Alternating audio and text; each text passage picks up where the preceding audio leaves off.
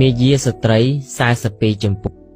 ឃើញសកម្មភាពស្រីសពថ្ងៃបង្ហោះតាម Facebook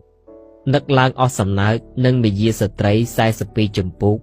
ដែលសម្ដែងដោយព្រះសម្មាសម្ពុទ្ធត្រង់ចម្ពោះមួយថាស្ត្រីមានមេយាដើម្បីឲ្យគេចាប់អារម្មណ៍ដោយចាប់ត្រង់នេះត្រង់នោះទាញនេះទាញនោះមិនចំពោះត្រង់ណាឲ្យច្បាស់លាស់នឹកដល់ត្រង់ចំណុចនេះពូមើលស្រីដែលបង្ហោះខ្លួនឯងតាម Facebook មានឡាយជាដើមឃើញសកម្មភាពមិនដឹងជាបេះនេះបេះនោះរលាស់សក់ចាប់ទូរស័ព្ទបន្តិចទៅទាញអាវឡើងធ្វើដូចជាខ្លាចគេឃើញសាច់ខ្លួនតែបានបន្តិចក៏ទាញចុះវិញមិនដឹងជាចង់បិទបាំងអីទាញចុះទាញឡើងនឹងតាមពិតស្ទីលគេទាញការចាប់អារម្មណ៍ទេតាខ្លះដូចជាចុចទូរស័ព្ទមានការសំខាន់ណាស់បោះអីវ៉ាន់ទៅលិចទៅកើតជញ្ជូនពីទីនេះទៅដាក់នៅទីនោះដាក់ខាងមុខបានបន្តិចទាញទៅដាក់ខាងក្រោយវិញដាក់ខាងក្រោយហើយមិនសុកយកមកដាក់កន្លែងដដែលវិញអញ្ចេះអញ្ចោះមិនចេះចប់រឿងហើយមិនដឹងថារឿងអីឲ្យច្បាស់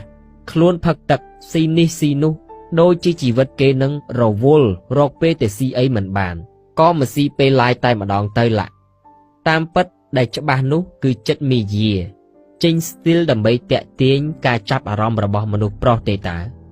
នឹកឡើងអស់សំណើចនឹងប្រពុតសម្ដែងមិនទុកកន្លៀតកន្លោះឲ្យកិលេសនាងពូនផងពូនឹកក្នុងចិត្តថា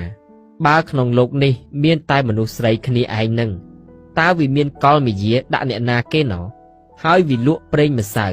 រិតនេះរិតនោះសនេះសនោះឲ្យពីណាគេណោនឹកយ៉ាងណាក៏នៅតែចង់សោចពួកនាងដែរតែសូមសរសើរពួកនាងទាំងអស់នោះដែរគឺជាវងមនុស្សដែលពូកែតាក់ប្រុសឲ្យដើមក្បាលចុះនរកប្រែតយ៉ាងមានប្រសិទ្ធភាព